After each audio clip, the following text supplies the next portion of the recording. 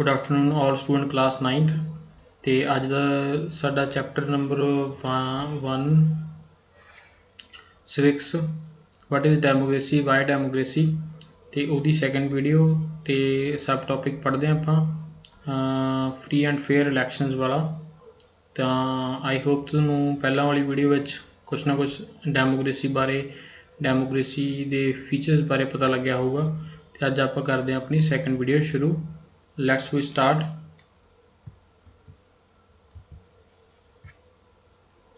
बच्चे असी पिछली वीडियो के इस तो उपर तक पढ़िया सीगा कि जिहड़ी हैगी आ वाली लाइन्स हैगियां this give us first features. पहला फीचर्स पढ़िया सी in democracy the final decision making power must rest with those elected by people. तो पावर उन्होंने कोल ही रहनी चाहिए है जिन्होंने असी चुनिया हैगा। जिवें आपां पाकिस्तान वाली जिहड़ी एग्जाम्पल देखी सीगी तो साडे कोल जिहड़ा सैकेंड हैगा वो हैगा फ्री एंड फेयर इलैक्ट्रल कंपीटीशन। वो कहते जिहड़ा कंपीटीशन हुंदा वो फ्री एंड फेयर होना चाहिए।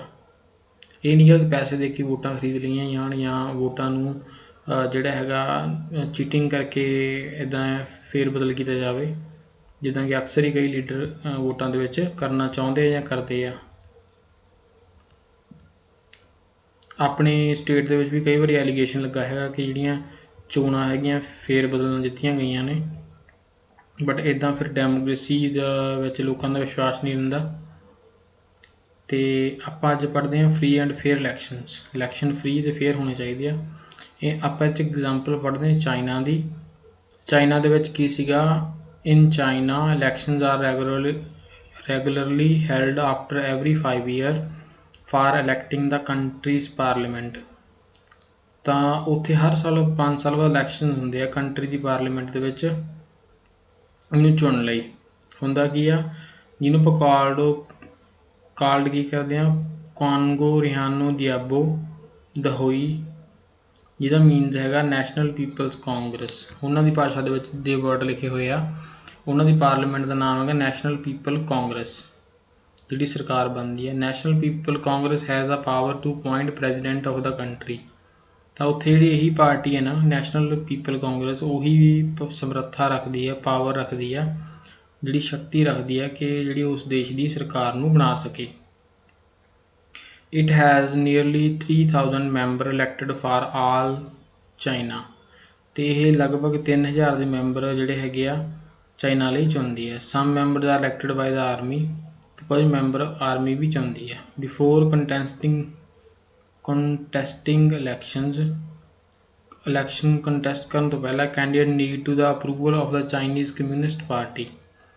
तो जिहड़ी जो इलैक्शन लड़ने होंदे ना तो जिहड़ी परमिशन आ जिहड़ी कैंਡੀडेट नूं कित्थों लैनी पैंदी है चाइना दी कम्यूनिस्ट पार्टी आ उस तो अगे जिहड़ी हैगी आ परमिशन लैनी पैंदी आ।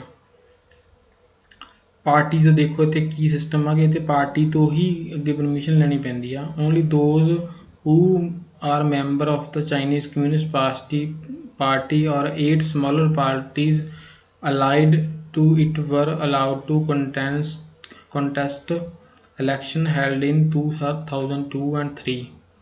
तो हुण की होया 2002 ते 3 दे विच उन्हां पार्टियां नूं ही इलैक्शन लड़न लई आग्या दित्ती गई जां तां ओह चाइनीज़ कम्यूनिस्ट पार्टी के मैंबर सीगे मैंबरां नूं ते जां उन्हां पार्टियां नूं जिहड़ियां सीगियां चाइनीज़ कम्यूनिस्ट पार्टी दियां अलाइड मतलब नाल जुड़ियां हुई पार्टियां सीगियां। The government is always found by the Communist Party. तो उत्थे सिर्फ इक्को ही पार्टी की सरकार होंदी है जिवें आपां कम्यूनिस्ट पार्टी कहने आ।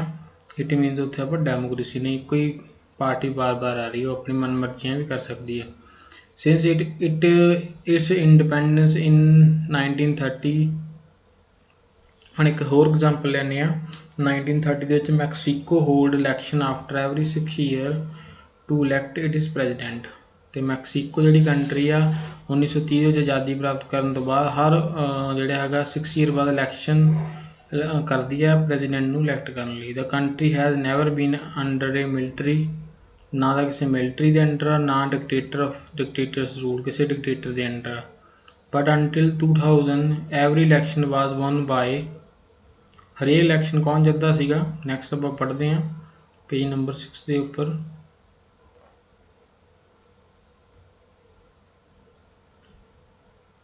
पार्टी काल्ड PRI पार्टी हमेशा इलैक्शन जितदी सीगी।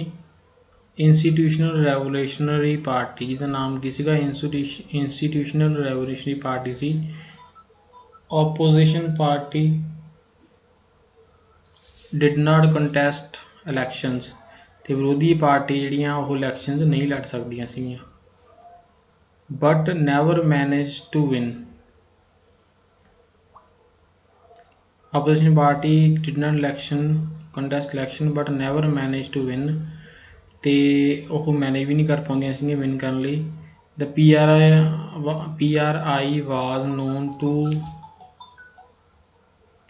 was known to use many dirty tricks to win elections।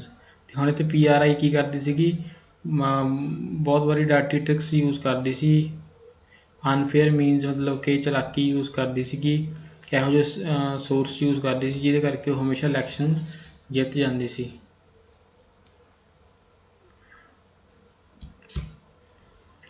All those who were employed in government offices had to attend its party meeting। ਤੇ ਜਿਹੜੇ government office ਦੇ ਵਿੱਚ ਕੰਮ ਕਰਦੇ ਸੀ ਉਹ ਕੀ ਆ, ਉਹਨਾਂ ਨੂੰ ਜਿਹੜਾ ਹੈਗਾ ਪਾਰਟੀ ਮੀਟਿੰਗ ਅਟੈਂਡ ਕਰਨੀ ਪੈਂਦੀ ਸੀ ਤੇ ਉਹਨਾਂ ਨੂੰ ਕਿਹਾ ਜਾਂਦਾ ਸੀਗਾ ਕਿ ਤੁਸੀਂ ਲੋਕਾਂ ਨੂੰ ਕਨਵਿੰਸ ਕਰੋ ਸਿਰਫ PRI ਪਾਰਟੀ ਨੂੰ ਵੋਟ ਪਾਉਣ ਵਾਸਤੇ। Teachers of government school use to force parent to vote for the PRI। ਤੇ ਗੌਰਮੈਂਟ ਸਕੂਲਾਂ ਦੇ ਟੀਚਰਾਂ ਨੂੰ ਵੀ ਫੋਰਸ ਕੀਤਾ ਜਾਂਦਾ ਸੀਗਾ ਕਿ ਤੁਸੀਂ ਜਿਹੜੇ ਆਪਣੇ ਤੁਹਾਡੇ ਸਟੂਡੈਂਟ ਪੜ੍ਹਦੇ ਆ ਉਹਨਾਂ ਦੇ ਮਾਂ ਪਿਓ ਨੂੰ ਕਹੋ ਕਿ ਸਿਰਫ PRI ਨੂੰ ਵੋਟ ਪਾਉਣ। Media largely ignore the activity of opposition political party except to criticise them. ਤੇ ਮੀਡੀਆ ਦਾ ਹੁਣ ਇੱਥੇ ਰੋਲ ਕੀ ਸੀਗਾ, ਮੀਡੀਆ ਵੀ ਇਹਨਾਂ ਦੇ ਫੇਵਰ ਦੇ ਵਿੱਚ ਸੀਗਾ PRI ਦੇ। ਉਹ ਕੀ ਕਰਦਾ ਸੀ, ਆਪੋਜੀਸ਼ਨ ਦੀਆਂ ignore the activity of opposition political parties, ਜਿਹੜੀਆਂ ਵਿਰੋਧੀ ਪਾਰਟੀ ਸੀ ਉਹਨਾਂ ਦੇ ਜਿੰਨੇ ਵੀ ਐਕਸ਼ਨ ਸੀ ਉਹਨਾਂ ਨੂੰ ਇਗਨੋਰ ਕਰ ਦਿੰਦਾ ਸੀਗਾ ਤੇ ਬਸ ਉਹਨਾਂ ਨੂੰ ਕ੍ਰਿਟੀਸਾਈਜ਼ ਕਰਦਾ ਸੀ ਕਿ ਵਿਰੋਧੀ ਪਾਰਟੀ ਬਹੁਤ ਮਾੜੀ ਹੈ, ਖਰਾਬ ਹੈ, ਇਸ ਕਰਕੇ ਤਾਂ ਕਿ ਉਹਨਾਂ ਨੂੰ ਲੋਕ ਵੋਟ ਨਾ ਪਾਉਣ। Sometimes the polling booths were shifted from one place to another in the last minute. ਤੇ ਲਾਸਟ ਮਿੰਟ 'ਤੇ ਕੀ ਹੁੰਦਾ ਸੀ, ਪੋਲਿੰਗ ਬੂਥ ਹੀ ਚੇਂਜ ਕਰਤੇ ਜਾਂਦੇ ਸੀਗੇ, which made it difficult for people to cast the report. ਤੇ ਹੁਣ ਇਹ ਚੀਜ਼ਾਂ ਨੇ ਜਿਹੜਾ ਹੈਗਾ ਲੋਕਾਂ ਨੂੰ ਬਹੁਤ ਮੁਸ਼ਕਿਲ 'ਚ ਪਾ ਦਿੱਤਾ ਕਿ ਵੋਟ ਕਰ ਸਕਣ। The PRI spent a large sum of money in the campaign for its candidate। ਤੇ PRI ਬਹੁਤ ਸਾਰਾ ਜਿਹੜਾ ਪੈਸਾ ਖਰਚ ਕਰਦੀ ਸੀਗੀ ਕੈਂਪੇਨ ਕਰਨ ਲਈ ਕਿ ਜਿਹੜੇ ਉਹਨਾਂ ਦੇ ਕੈਂਡੀਡੇਟ ਜਿੱਤ ਜਾਣ। Should we consider the election described above as example of people electing their rulers। ਕੀ ਆਪਾਂ ਹੁਣ ਕੰਸੀਡਰ ਕਰ ਸਕਦੇ ਹਾਂ ਕਿ ਜਿਹੜੇ ਇਲੈਕਸ਼ਨ ਦੇ ਉੱਪਰ ਡਿਸਕਰਾਈਬ ਕੀਤੇ ਆ example of people electing their ruler, ਕਿ ਲੋਕ ਆਪਣੇ ਰੂਲਰ ਨੂੰ ਆਪ ਚੁਣ ਸਕਦੇ ਆ। Reading these examples we get a sense that we can not. ਅਸੀਂ ਨਹੀਂ ਕਰ ਸਕਦੇ ਇਹ, ਜੇ ਇਸ ਤਰ੍ਹਾਂ ਦਾ ਮਾਹੌਲ ਹੋਵੇ ਤਾਂ ਸਾਡੇ ਕੋਲ ਕੋਈ ਓਪਰਚੁਨਿਟੀ ਨਹੀਂ ਰਹਿੰਦੀ, ਫਿਰ ਸਾਡੇ ਵੋਟ ਪਾਉਣ ਦਾ ਕੋਈ ਵੀ ਮਤਲਬ ਨਹੀਂ ਰਹਿੰਦਾ। ਦੇਰ ਆਰ ਮੈਨੀ ਪ੍ਰੋਬਲਮਸ ਹੇਅਰ। ਬਹੁਤ ਸਾਰੀਆਂ ਜਿਹੜੀਆਂ ਪ੍ਰੋਬਲਮ ਹੈਗੀਆਂ। In China election don't offer the people any serious choice. ਇਹਦਾ ਮਤਲਬ ਕੀ ਹੈ ਕਿ ਚਾਈਨਾ ਵਿੱਚ ਲੋਕਾਂ ਨੂੰ ਤਾਂ ਕੋਈ ਚੋਇਸ ਹੀ ਨਹੀਂ, ਇੱਕੋ ਹੀ ਪਾਰਟੀ ਹੈ, ਉਸੇ ਦੇ ਵਿੱਚੋਂ ਮੈਂਬਰ ਬਦਲ ਸਕਦੇ ਆ ਬਟ ਪਾਰਟੀ ਉਹੀ ਰਹੂਗੀ। They have to choose their ruling party and the candidate approved by it. ਅਤੇ ਉਹੀ ਕੈਂਡੀਡੇਟ ਜਿਹੜੇ ਹੈਗੇ ਖੜਨਗੇ ਵੋਟਾਂ ਦੇ ਵਿੱਚ ਜਿਹੜੇ ਉਹ ਅਪਰੂਵ ਕਰਨਗੇ। Can we call this choice, ਕੀ ਅਸੀਂ ਇਹਨੂੰ ਚੋਇਸ ਕਾਲ ਕਰ ਸਕਦੇ ਹਾਂ? ਨਹੀਂ। ਇਨ ਦਾ ਮੈਕਸੀਕਨ ਐਗਜ਼ਾਮਪਲ ਵਿੱਚ ਕੀ ਹੁੰਦਾ ਹੈਗਾ, ਜਿਹੜੀ ਮੈਕਸੀਕੋ ਦੀ ਆਪਾਂ ਐਗਜ਼ਾਮਪਲ ਦੇਖੀ ਹੈ, people seem to really have a choice but in practice they had no choice. ਵੇਖਣ ਨੂੰ ਤਾਂ ਐਂ ਲੱਗਦਾ ਵੀ ਜਿੰਨਾ ਵੀ ਉਹਨਾਂ ਕੋਲ ਬਹੁਤ ਸਾਰੀਆਂ ਚੋਇਸਿਸ ਹੈਗੀਆਂ ਬਟ ਐਕਚੁਅਲ 'ਚ ਉਹਨਾਂ ਕੋਲ ਕੋਈ ਚੋਇਸ ਨਹੀਂ ਗੀ, ਕਿਉਂਕਿ ਵੋਟਾਂ ਹੀ ਟੈਂਪਰ ਕਰ ਲੈਂਦੀ ਹੈ PRI party. There was no way the ruling party could be defeated. ਅਤੇ ਕਹਿੰਦੇ ਹੁਣ ਕੋਈ ਵੀ ਰਸਤਾ ਨਹੀਂ ਹੈ ਕਿ ਰੂਲਿੰਗ ਪਾਰਟੀ ਨੂੰ ਡਿਫੀਟ ਕੀਤਾ ਜਾ ਸਕੇ ਮੈਕਸੀਕੋ ਦੇ ਵਿੱਚ। ਈਵਨ ਇਫ ਪੀਪਲ ਵਰ ਅਗੇਂਸਟ ਇਟ, ਜੇ ਪੀਪਲ ਉਹਦੇ ਅਗੇਂਸਟ ਹੁੰਦੇ, ਦੀਜ਼ ਆਰ ਨਾਟ, ਭਾਵੇਂ ਲੋਕ ਉਹਨਾਂ ਦੇ ਵਿਰੋਧ 'ਚ ਸੀਗੇ ਪਰ ਉਹਨਾਂ ਨੂੰ ਕਦੇ ਵੀ ਹਰਾ ਨਹੀਂ ਸਕੇ। These are not fair election, ਇਹ ਫੇਅਰ ਇਲੈਕਸ਼ਨ ਨਹੀਂ ਆਪਾਂ ਇਹਨਾਂ ਨੂੰ ਕਹਿ ਸਕਦੇ।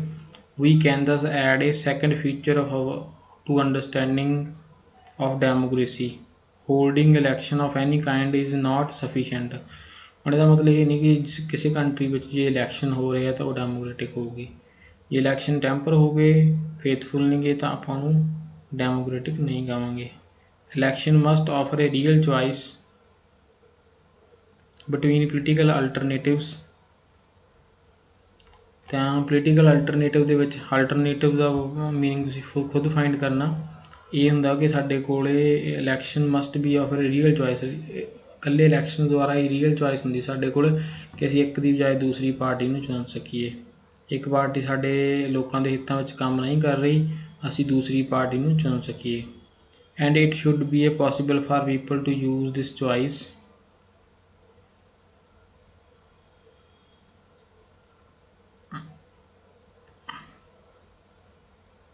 ਕਹਿੰਦਾ ਲੋਕਾਂ ਕੋਲ ਸੰਭਵ ਹੁੰਦਾ ਕਿ ਪੀਪਲ ਆਪਣੀ ਚੋਇਸ ਨੂੰ ਯੂਜ਼ ਕਰਕੇ ਐਗਜ਼ਿਸਟਿੰਗ ਰੂਲਰ ਨੂੰ ਰਿਮੂਵ ਕਰ ਸਕਣ। Choice to remove existing rulers if they wish, ਜੇ ਉਹ ਚਾਹੁੰਦੇ ਆ।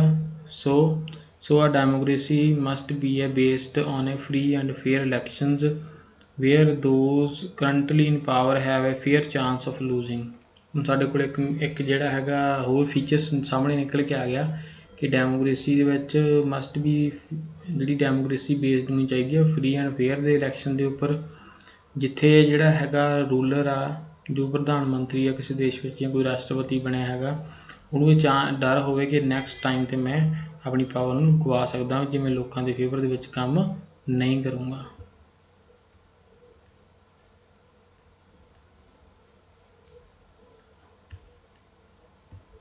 ਕੁਝ ਪਿਕਚਰ ਦਿੱਤੀਆਂ ਹੋਈਆਂ ਸਟੂਡੈਂਟ, ਤੁਸੀਂ ਇਹ ਵੀ ਦੇਖ ਸਕਦੇ ਹੋ। ਸਾਡੇ ਕੋਲ ਇੱਧਰਲੀ ਸਾਈਡ 'ਤੇ ਕਾਰਟੂਨ ਦਿੱਤਾ ਹੋਇਆ। ਸਾਡੇ ਕੋਲ ਇੱਕ ਡੈਮੋਕ੍ਰੇਸੀ ਦੀ ਐਗਜ਼ਾਮਪਲ ਦਿੱਤੀ ਹੈ। The cartoon was title building democracy and was first publish in Latin America publication. What do money bags signify here? Could this cartoon be applied to India? ਕਿ India 'ਤੇ ਵੀ apply ਕੀਤਾ ਜਾ ਸਕਦਾ। ਤਾਂ same ਚੀਜ਼ ਇਹ ਹੈ ਕਿ ਇੰਡੀਆ ਦੇ ਵਿੱਚ ਵੀ ਪੈਸੇ ਦੀਆਂ ਗੱਡੀਆਂ ਲਾ ਕੇ ਵੋਟਾਂ ਨੂੰ ਖਰੀਦ ਲਿਆ ਜਾਂਦਾ ਐਂਡ ਡੈਮੋਕ੍ਰੇਸੀ ਨੂੰ ਖੜ੍ਹਾ ਕਰਨ ਦੀ ਕੋਸ਼ਿਸ਼ ਕੀਤੀ ਜਾਂਦੀ ਹੈ। ਤਾਂ ਸੇਮ ਹੀ ਲੈਟਿਨ ਅਮਰੀਕਾ ਦੇ ਵਿੱਚ ਵੀ ਹੋਇਆ, ਪੈਸੇ ਦੇ ਨਾਲ ਹੀ ਡੈਮੋਕ੍ਰੇਸੀ ਨੂੰ ਬਣਾਇਆ ਗਿਆ ਹੈਗਾ, ਪੈਸੇ ਦੀਆਂ ਗੱਡੀਆਂ ਨਾਲ, ਗੱਠੀਆਂ ਨਾਲ।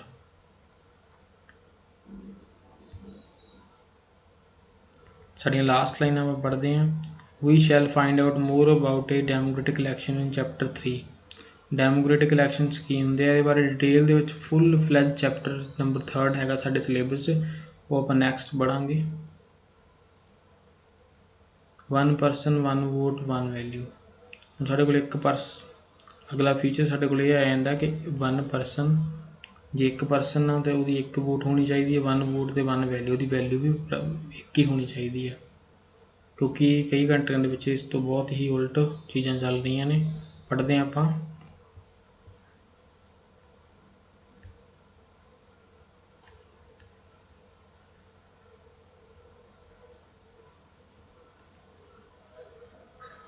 Earlier we read about how the struggle for democracy was linked to the demand for a universal adult franchise। Universal adult franchise ਕੀ ਹੁੰਦਾ, ਸਟੂਡੈਂਟ ਨੇ ਦਾ ਮੀਨਿੰਗ ਲਿਖਣਾ। ਡੈਮੋਕ੍ਰੇਸੀ ਦੇ ਵਿੱਚ ਇੱਕ ਚੀਜ਼ ਜ਼ਰੂਰ ਲਿੰਕਡ ਹੁੰਦੀ ਆ ਕਿ ਯੂਨੀਵਰਸਲ ਅਡਲਟ ਫਰੈਂਚਾਈਜ਼ ਜਿਹੜੀ ਹੈਗੀ ਆ ਉਹ ਜ਼ਰੂਰੀ ਹੋਣੀ ਚਾਹੀਦੀ ਆ, ਜਿਹਦਾ ਮਤਲਬ ਹੁੰਦਾ ਵੋਟ ਪਾਉਣ ਦਾ ਅਧਿਕਾਰ। The principle has now come to be accepted almost all over the world. ਅਤੇ ਹੁਣ ਜਿਹੜਾ ਇਹ ਪ੍ਰਿੰਸੀਪਲ ਆ UN ਬਣਨ ਤੋਂ ਬਾਅਦ ਹਰੇਕ ਦੇਸ਼ ਦੇ ਵਿੱਚ ਲਾਗੂ ਹੁੰਦਾ ਕਿ ਜਿਹੜੀਆਂ ਕੰਟਰੀਆਂ ਡੈਮੋਕ੍ਰੇਟਿਕ ਆ। Yet there are many instance of denial of equal right to vote. ਕਹਿੰਦਾ ਪਰ ਬਹੁਤ ਸਾਰੇ ਐਗਜ਼ਾਮਪਲ ਇੱਦਾਂ ਦੇ ਹੈਗੇ ਆ ਜਿਹਦੇ ਵਿੱਚ ਲੋਕਾਂ ਦੇ ਵੋਟ ਦੇ ਅਧਿਕਾਰ ਨੂੰ ਡੈਨੀਅਲ ਕੀਤਾ ਗਿਆ, ਮਤਲਬ ਕਿ ਡਿਨਾਈ ਕੀਤਾ ਗਿਆ, ਉਹਨਾਂ ਨੂੰ ਖ਼ਤਮ ਕੀਤਾ ਗਿਆ ਕਿ ਉਹਨਾਂ ਦੀ ਵੋਟ ਦੀ ਵੈਲਿਊ ਘਟਾ ਦਿੱਤੀ ਗਈ ਜਾਂ ਇਸ ਤਰ੍ਹਾਂ ਦੀ। ਉਹਦੀਆਂ ਕੁਝ ਐਗਜ਼ਾਮਪਲ ਪੜ੍ਹਦੇ ਹਾਂ ਆਪਾਂ। Until 2015 2015 ਤੱਕ Saudi Arabia women did not have right to vote. Saudi Arab ਦੀਆਂ ਜਿਹੜੀਆਂ ਵੂਮਨ ਸੀ ਉਹਨਾਂ ਨੂੰ ਵੋਟ ਪਾਉਣ ਦਾ ਅਧਿਕਾਰ ਨਹੀਂ ਸੀ। ਹੁਣ ਦੇਖੋ ਜੇ ਹਿਊਮੈਨਿਟੀ ਦੇ ਨਾਤੇ ਦੇਖੀਏ ਤਾਂ ਫੀਮੇਲ ਵੀ ਹਿਊਮੈਨਿਟੀ ਦਾ ਇੱਕ ਪਾਰਟ ਆ, ਤਾਂ ਫੀਮੇਲ ਨੂੰ ਵੀ ਬਰਾਬਰ ਦਾ ਅਧਿਕਾਰ ਵੋਟ ਪਾਉਣ ਦਾ ਹੋਣਾ ਚਾਹੀਦਾ। ਕਿਉਂਕਿ ਮੈਨ ਦੇ ਮੁਕਾਬਲੇ ਕਈ ਵਾਰੀ ਫੀਮੇਲ ਵੀ ਬਹੁਤ ਹੀ ਸੁਲਝੀਆਂ ਹੋਈਆਂ ਹੁੰਦੀਆਂ ਅਤੇ ਉਹ ਇੱਕ ਚੰਗੇ ਪੋਲੀਟੀਸ਼ੀਅਨ ਨੂੰ ਵੋਟ ਦੇ ਸਕਦੀਆਂ। Estonia has made its citizens ruler in such a way that people belonging to Russian minority find it difficult to get the right to vote।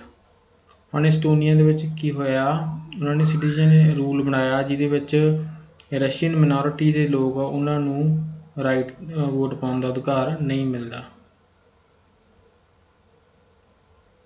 ਇੱਕ ਫਿਜੀ ਦੀ ਐਗਜ਼ਾਮਪਲ ਆ, ਦ electoral system is such that the vote of an indigenous Fiji has more value than of an Indian Fijian। ਤਾਂ ਜਿਹੜੇ Fiji ਦੇ ਵਿੱਚ ਲੋਕ ਰਹਿੰਦੇ ਆ ਉਹਨਾਂ ਦੇ ਲੋਕਾਂ ਦੀ ਜਿਹੜੀ ਵੋਟ ਦੀ ਵੈਲਿਊ ਆ ਜ਼ਿਆਦਾ ਹੈਗੀ ਆ। ਇੰਡੀਜੀਨੀਅਸ ਵਰਡ ਤੁਸੀਂ ਫਾਈਂਡ ਕਰਨਾ, ਇੰਡੀਜੀਨੀਅਸ ਹੁੰਦਾ ਉੱਥੋਂ ਦੇ ਰਹਿਣ ਵਾਲੇ, ਨੇਟਿਵ, ਤਾਂ ਉਹਨਾਂ ਦੀ ਵੋਟ ਦੀ ਵੈਲਿਊ ਜ਼ਿਆਦਾ ਹੈਗੀ ਆ। ਇੰਡੀਅਨ ਫਿਜੀਅਨ ਜਿਹੜੇ ਫਿਜੀਅਨ ਆ ਮਤਲਬ ਇੰਡੀਅਨ ਲੋਕ ਜਿਹੜੇ ਉੱਥੇ ਰਹਿੰਦੇ ਆ ਬਹੁਤ ਟਾਈਮ ਤੋਂ, ਉਹਨਾਂ ਦੀ ਵੋਟ ਨਾਲ। ਸੋ ਇੱਥੇ ਆਪਾਂ ਫਿਰ ਕਹਾਂਗੇ ਕਿ ਇਕੁਅਲ ਰਾਈਟ ਨਹੀਂ, democracy is based on fundamental principle of political equality. Democracy based ਹੈਗੀ ਹੈ ਇਸ ਚੀਜ਼ ਦੇ ਉੱਪਰ ਕਿ ਲੋਕਾਂ ਨੂੰ ਫੰਡਾਮੈਂਟਲ ਪ੍ਰਿੰਸੀਪਲ ਰਾਈਟਸ ਮਿਲਣ ਇਕੁਐਲਿਟੀ ਵਾਲੇ, ਬਰਾਬਰ ਇੱਕੋ ਜਿਹੇ right. That give us to third feature of democracy. ਅਤੇ ਆਪਾਂ ਇੱਥੇ ਡੈਮੋਕ੍ਰੇਸੀ ਦਾ ਥਰਡ ਫੀਚਰ ਪੜ੍ਹਦੇ ਹਾਂ ਕਿ in democracy each adult citizen must have one vote and each vote must have one value. We shall read more about chapter it in chapter 3। ਤੇ ਪੂਰਾ detail ਦੇ ਵਿੱਚ ਅਸੀਂ ਚੈਪਟਰ 3 ਦੇ ਵਿੱਚ ਪੜ੍ਹਾਂਗੇ ਇਸ ਟੌਪਿਕ ਬਾਰੇ ਕਿ ਵਨ ਵੋਟ ਬਾਰੇ।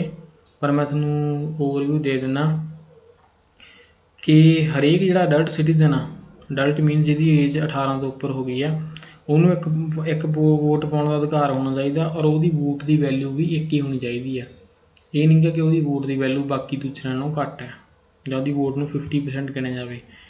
ਜਾਂ ਜਿਵੇਂ ਆਪਾਂ ਫਿਜੀ ਦੀ ਐਗਜ਼ਾਮਪਲ ਪੜ੍ਹੀ ਸੀਗੀ, ਫਿਜੀ ਦੇ ਵਿੱਚ ਉਹਨਾਂ ਦੀ ਇੱਕ ਵੋਟ ਦੀ ਇੱਕ ਵੈਲਿਊ ਹੈ, ਬਟ ਇੰਡੀਅਨ ਦੀ ਉੱਥੇ ਵੋਟ ਦੀ ਵੈਲਿਊ ਕੀ ਹੈ ਕਿ 2 ਇੰਡੀਅਨ ਜਦੋਂ ਵੋਟ ਪਾਉਂਦੇ ਆ ਉਹਨਾਂ ਦੀ ਇੱਕ ਵੋਟ ਗਿਣੀ ਜਾਂਦੀ ਹੈ, ਕਾਊਂਟ ਕੀਤੀ ਜਾਂਦੀ ਹੈ।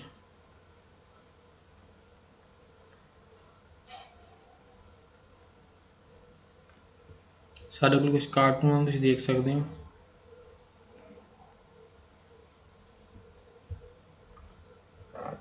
This cartoon is about Iraqi election held after Saddam Hussein regime was overthrown. He is shown behind the bars.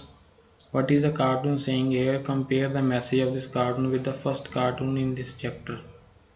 ਹੁਣ ਇੱਥੇ ਕੀ ਹੁੰਦਾ ਹੈਗਾ ਕਿ ਸਦਾਮ ਹੁਸੈਨ ਦੀ ਗੱਲ ਕੀਤੀ ਹੈ ਕਿ ਉਹ ਇਹ ਪਿਕਚਰ ਤੁਸੀਂ ਆਪ ਖੁਦ ਡਿਪਿਕਟ ਕਰਕੇ ਦੇਖਣੀ ਹੈ। I liked it better when I was one man and the one vote।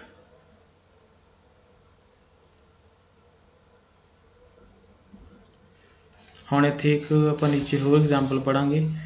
ਨਵਾਂ ਜਿਹੜਾ ਸਾਡਾ ਹੈਗਾ ਰੂਲ ਹੈ, rule of law and respect for right. ਇਹ ਡੈਮੋਕ੍ਰੇਸੀ ਵਿੱਚ ਹੋਣਾ ਚਾਹੀਦਾ ਕਿ ਕਾਨੂੰਨ ਦਾ ਸ਼ਾਸਨ ਹੋਣਾ ਚਾਹੀਦਾ, ਕਿਸੇ ਬੰਦੇ ਦਾ ਨਹੀਂ, ਕਿਸੇ ਪਰਸਨ ਦਾ ਨਹੀਂ ਹੋਣਾ ਚਾਹੀਦਾ। ਰਿਸਪੈਕਟ ਫਾਰ ਰਾਈਟਸ ਅਤੇ ਰਾਈਟਸ ਫਾਰ ਜਿਹੜੇ ਹੁਣ ਸਾਡੇ ਬੇਸਿਕ ਫੰਡਾਮੈਂਟਲ ਰਾਈਟਸ ਆ ਉਹਨਾਂ ਦੀ ਰਿਸਪੈਕਟ ਹੋਣੀ ਚਾਹੀਦੀ ਆ। ਇਹ ਨਹੀਂ ਹੈਗਾ ਕਿ ਜਿਹੜੇ ਸਾਡੇ ਬੇਸਿਕ ਫੰਡਾਮੈਂਟਲ ਰਾਈਟਸ ਆ ਉਹਨਾਂ ਨੂੰ ਭੰਗ ਕੀਤਾ ਜਾਵੇ, ਕਿਸੇ ਵਿਅਕਤੀ ਨੂੰ ਬਿਨਾਂ ਪਿੱਛੇ ਮਾਰ ਦਿੱਤਾ ਜਾਵੇ, ਇੱਦਾਂ ਦੀਆਂ ਗੱਲਾਂ, ਉਹਦੀ ਪ੍ਰੋਪਰਟੀ ਖੋਹ ਲਈ ਜਾਵੇ, ਇਹ ਸਭ ਨਹੀਂ ਹੋਣਾ ਚਾਹੀਦਾ। ਚਲੋ ਨੈਕਸਟ ਪੜ੍ਹਦੇ ਹਾਂ। The rule of law and respect for rights.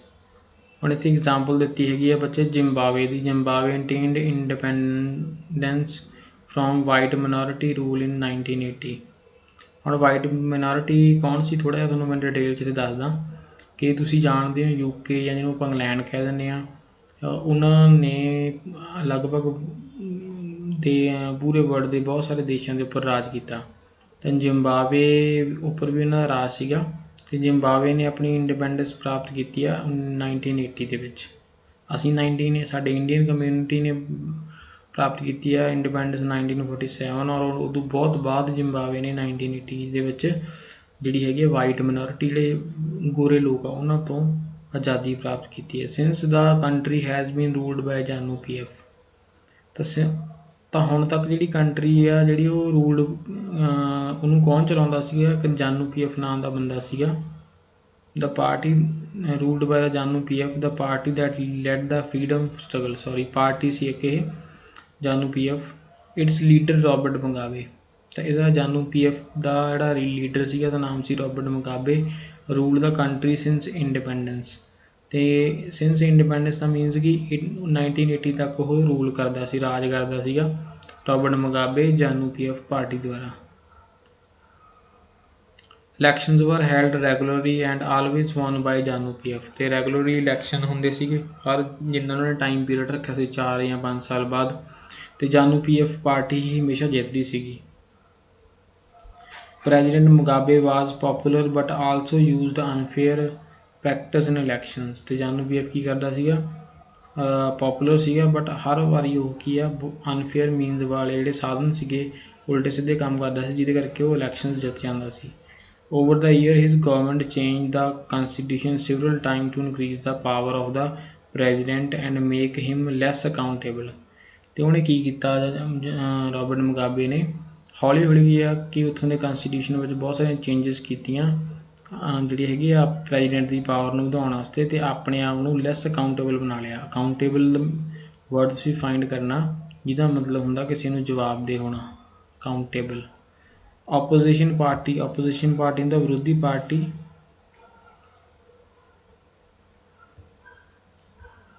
Opposition party worker harassed and their meeting disrupted. ਜਿਹੜੀਆਂ ਵਿਰੋਧੀ ਪਾਰਟੀ ਸੀ ਉਹ ਹਰਾਸ਼ ਹੋ ਗਈਆਂ ਐਂਡ ਉਹਨਾਂ ਦੀ ਮੀਟਿੰਗ ਨੂੰ ਡਿਸਰਪਟ ਕਰ ਗਿਆ, ਰੋਕ ਦਿੱਤਾ ਗਿਆ। Public protests and demonstrations against the government were declared illegal. ਹੁਣ ਜੇ ਸਰਕਾਰ ਦੇ ਵਿਰੋਧ ਦੇ ਵਿੱਚ ਵੀ ਕੋਈ ਪ੍ਰਦਰਸ਼ਨ ਕਰਦਾ ਸੀਗਾ ਤਾਂ ਉਹਨੂੰ ਇਲੀਗਲ ਕਰਾਰ ਦੇ ਦਿੰਦੇ ਸੀਗੇ ਵੀ ਇਹ ਗੈਰ ਕਾਨੂੰਨੀ ਆ। There was a law that limited the right to criticise the president. ਬਹੁਤ ਘੱਟ ਲਾ ਸੀਗੇ ਕਿ ਅਸੀਂ ਜਿਹੜਾ ਹੈਗਾ ਪ੍ਰੈਜ਼ੀਡੈਂਟ ਪਾਵਰ ਨੂੰ ਕ੍ਰਿਟੀਸਾਈਜ਼ ਕਰ ਸਕੀਏ। ਟੈਲੀਵਿਜ਼ਨ ਐਂਡ ਰੇਡੀਓ ਵਰ ਕੰਟਰੋਲਡ ਬਾਏ ਦਾ ਗਵਰਨਮੈਂਟ। ਹੁਣ ਟੈਲੀਵਿਜ਼ਨ ਵੀ ਕੰਟਰੋਲ ਕਰ ਲਏ ਸੀਗੇ, ਮੀਡੀਆ ਵੀ, ਅਤੇ ਰੇਡੀਓ ਵੀ ਜਿਹੜਾ ਹੈਗਾ ਗਵਰਨਮੈਂਟ ਨੇ ਕੰਟਰੋਲ ਕਰ ਲਿਆ ਸੀ। Gave only ruling party person. ਅਤੇ ਸਿਰਫ ਪਰਮਿਸ਼ਨ ਕਿਹਨਾਂ ਨੂੰ ਸੀ, ਜਿਹੜੀ ਰੂਲਿੰਗ ਪਾਰਟੀ ਸੀ ਉਹਨਾਂ ਨੂੰ, ਸਿਰਫ ਉਹਨਾਂ ਦੀ ਭਾਸ਼ਾ ਬੋਲਦੇ ਸੀ। ਜਿਵੇਂ ਆਪਾਂ ਪੰਜਾਬੀ ਜਾਂ ਹਿੰਦੀ 'ਚ ਕਹਿ ਸਕਦੇ ਹਾਂ ਕਿ ਉਹਨਾਂ ਦੀ ਸਿਰਫ ਭਾਸ਼ਾ ਬੋਲਣਾ।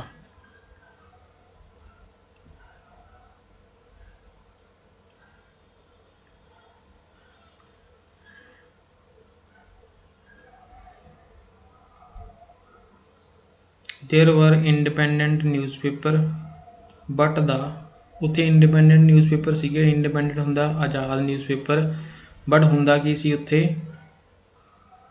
ਪੜ੍ਹਦੇ ਹਾਂ ਆਪਾਂ ਨੈਕਸਟ। ਗਵਰਨਮੈਂਟ ਹਰਾਸ਼ ਦੋ ਜਰਨਲਿਸਟ ਹੂ ਵੈਂਟ ਅਗੇਂਸਟ ਇਟ। ਅਤੇ ਗਵਰਨਮੈਂਟ ਉਹਨਾਂ ਜਿਹੜੇ ਹੈਗੇ ਆ ਜਰਨਲਿਸਟ ਨੂੰ ਬਹੁਤ ਹਰਾਸ਼ ਕਰਦੀ ਸੀਗੀ ਜਿਹੜੇ ਉਸ ਚੀਜ਼ ਦੇ ਵਿਰੋਧ ਦੇ ਵਿੱਚ ਬੋਲਦੇ ਸੀਗੇ। The government ignored some courts judgment that went against it and pressurise ਜੱਜਸ। ਤਾਂ ਫਿਰ ਕੀ ਹੁੰਦਾ ਸੀਗਾ ਕਿ ਗਵਰਨਮੈਂਟ ਇਗਨੋਰ ਕਰ ਦਿੰਦੀ ਸੀ ਕੋਰਟ ਦੀਆਂ ਜੱਜਮੈਂਟ ਨੂੰ, ਜਿਹੜੇ ਕੋਰਟ ਦੇ ਜੱਜਮੈਂਟ ਵਰਡ ਸੀ ਸਟੂਡੈਂਟ ਨੇ ਫਾਈਂਡ ਕਰਨਾ, ਜਿਹੜੇ ਉਹਨਾਂ ਦੇ ਵਿਰੁੱਧ ਆਉਂਦੇ ਸੀਗੇ, ਐਂਡ ਪ੍ਰੈਸ਼ਰਾਈਜ਼ ਕਰਦਾ ਸੀ ਜੱਜਸ ਨੂੰ ਵੀ ਉਹਨਾਂ ਨੇ ਫੈਸਲਾ ਮੇਰੇ ਵਿਰੁੱਧ, ਮਤਲਬ ਕਿ ਰੋਬਰਟ ਮੁਗਾਬੇ ਦੇ ਵਿਰੁੱਧ ਜਾਂ ਉਹਨਾਂ ਦੀ ਸਰਕਾਰ ਦੇ ਵਿਰੁੱਧ ਕੋਈ ਫੈਸਲਾ ਕਿਉਂ ਦਿੱਤਾ ਹੈਗਾ। ਹੀ ਵਾਜ਼ ਫੋਰਸਡ ਆਊਟ ਆਫ ਆਫਿਸ ਇਨ 2007। ਅਤੇ ਉਹਨੇ ਫੋਰਸ ਕੀਤਾ ਜੱਜ ਨੂੰ ਆਊਟ ਆਫ ਆਫਿਸ ਇਨ 2017 ਦੇ ਵਿੱਚ। The example of Zimbabwe show that popular approval of the rulers is necessary in democracy। ਤਾਂ ਜ਼ਿੰਬਾਬਵੇ ਦੀ ਜਿਹੜੀ ਐਗਜ਼ਾਮਪਲ ਆਪਾਂ ਨੂੰ ਸ਼ੋਅ ਕਰਦੀ ਹੈ ਕਿ approval of ruler is necessary in democracy, ਕਿ ਪੋਪੂਲਰ ਅਪਰੂਵਲ ਹੋਣੀ ਚਾਹੀਦੀ ਹੈ ਕਿਸੇ ਵੀ ਬੰਦੇ ਦੀ ਡੈਮੋਕ੍ਰੇਸੀ ਦੇ ਵਿੱਚ, but it is not sufficient. But ਇੱਥੇ ਸਫੀਸ਼ੈਂਟ ਨਹੀਂ ਸੀ ਕਿਉਂਕਿ ਲੋਕ ਨਹੀਂ ਚਾਹੁੰਦੇ ਸੀ ਉਹ ਜਿੱਤੇ ਵਾਰੀ ਬਟ ਉਹ ਧੱਕੇ ਨਾਲ ਜਿੱਤ ਜਾਂਦਾ ਸੀ। Popular governments can be undemocratic. ਕਈ ਵਾਰੀ ਜਿਹੜੀ ਪੋਪੂਲਰ ਗਵਰਨਮੈਂਟ ਆ ਉਹ ਅਨਡੈਮੋਕ੍ਰੈਟਿਕ ਹੋ ਸਕਦੀ ਆ।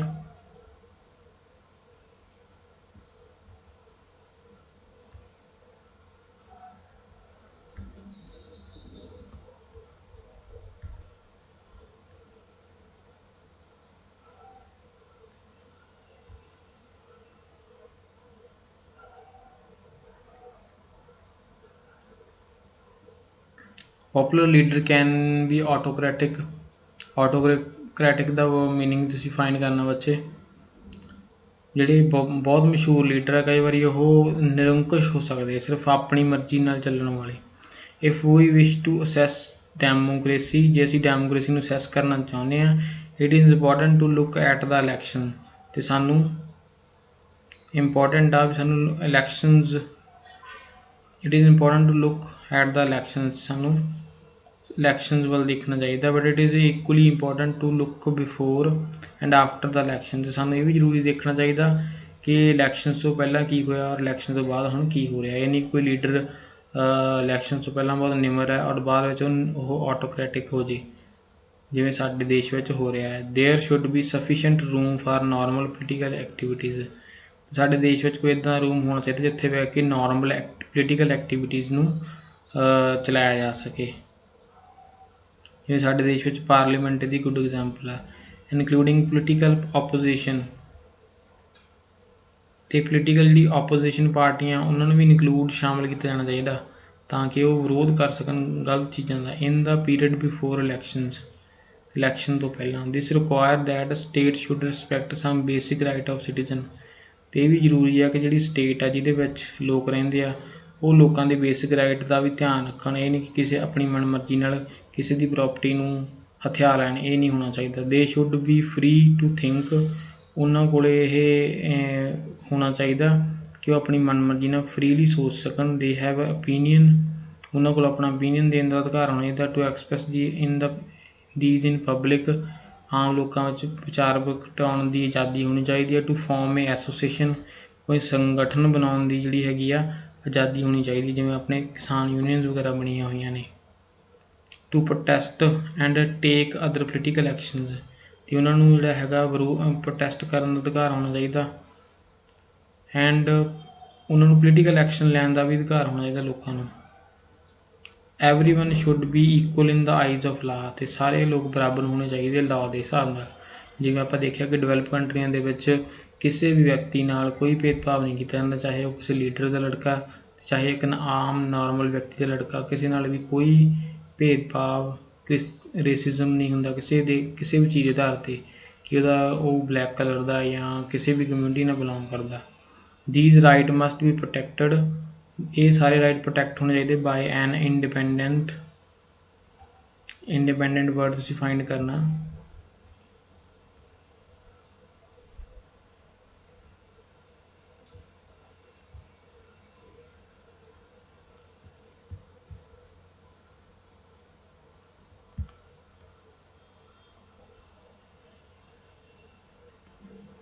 ਇੰਡੀਪੈਂਡੈਂਟ ਜੁਡੀਸ਼ਰੀ ਦੁਆਰਾ ਇਹਨੂੰ ਜਿਹੜਾ ਹੈਗਾ ਸੁਣਵਾਈ ਕੀਤੀ ਜਾਣੀ ਚਾਹੀਦੀ ਹੈ। ਜੇ ਕੋਈ ਬੰਦਾ, ਜਿਵੇਂ ਸਾਡੇ ਇੰਡੀਆ ਦੇ ਵਿੱਚ ਹੈਗਾ ਕਿ ਜੇ ਅਸੀਂ ਕਿਸੇ ਨੂੰ ਕੋਈ ਹਾਰਮਫੁਲ ਐਕਸ਼ਨ ਕਰਦੇ ਹਾਂ ਕਿਸੇ ਦੇ ਅਗੇਂਸਟ, ਕੋਈ ਬੰਦਾ ਕਿਸੇ ਨੂੰ ਮਾਰ ਦਿੰਦਾ ਸਪੋਜ਼ ਕਰੋ, ਤਾਂ ਉਹਦੇ ਉੱਪਰ ਮੁਕੱਦਮਾ ਚੱਲਦਾ, ਫਿਰ ਉਹਨੂੰ ਜੇਲ੍ਹ ਕੀਤੀ ਜਾਂਦੀ ਜੁਡੀਸ਼ਰੀ ਦੁਆਰਾ। Judiciary whose order are obeyed by everyone, ਅਤੇ ਜੁਡੀਸ਼ਰੀ ਇੱਦਾਂ ਦੀ ਹੋਣੀ ਚਾਹੀਦੀ ਹੈ ਜਿਹਦੇ ਆਰਡਰ ਹਰੇਕ ਵਿਅਕਤੀ ਮੰਨੇ। We shall read more about these right in chapter 5, ਅਤੇ ਇਹਦੇ ਬਾਰੇ ਬਹੁਤ ਜ਼ਿਆਦਾ ਡੂੰਘਾਈ ਦੇ ਵਿੱਚ, ਡਿਟੇਲ ਦੇ ਵਿੱਚ ਅਸੀਂ ਚੈਪਟਰ ਨੰਬਰ 5 ਦੇ ਵਿੱਚ ਪੜ੍ਹਾਂਗੇ।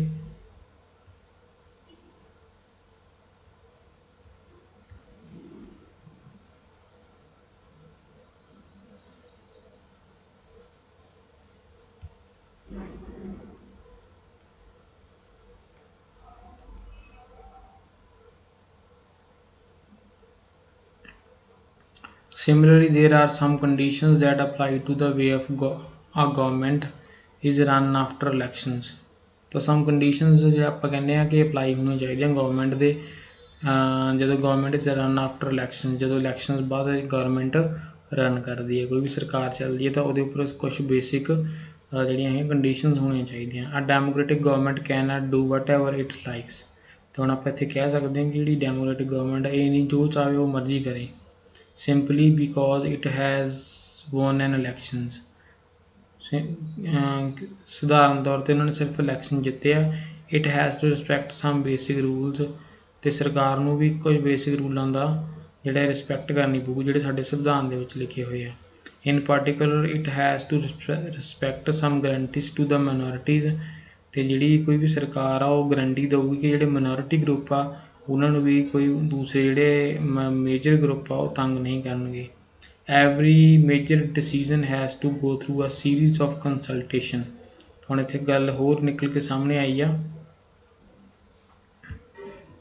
ਕਿ ਜਿਹੜਾ ਕੋਈ ਮੇਜਰ ਡਿਸੀਜਨ ਲੈਣਾ, ਕੋਈ ਨਵਾਂ ਕਾਨੂੰਨ ਬਣਾਉਣਾ, ਉਹਦੇ ਲਈ ਬਹੁਤ ਸਾਰੀ ਕੰਸਲਟੇਸ਼ਨ, ਵਿਚਾਰ ਵਟਾਂਦਰਾ ਹੋਣਾ ਜ਼ਰੂਰੀ ਹੈ, ਜਿਹੜਾ ਕਿ ਸਾਡੇ ਦੇਸ਼ ਵਿੱਚ ਹੁੰਦਾ ਪਾਰਲੀਮੈਂਟ ਦੇ ਵਿੱਚ। ਵਿਰੋਧੀ ਧਿਰ ਵਾਲੇ ਵੀ ਅਗੇਂਸਟ ਦੇ ਵਿੱਚ ਬੋਲਦੇ ਆ। Every office bearer has certain rights and responsibility signed by the constitution and the ਲਾ।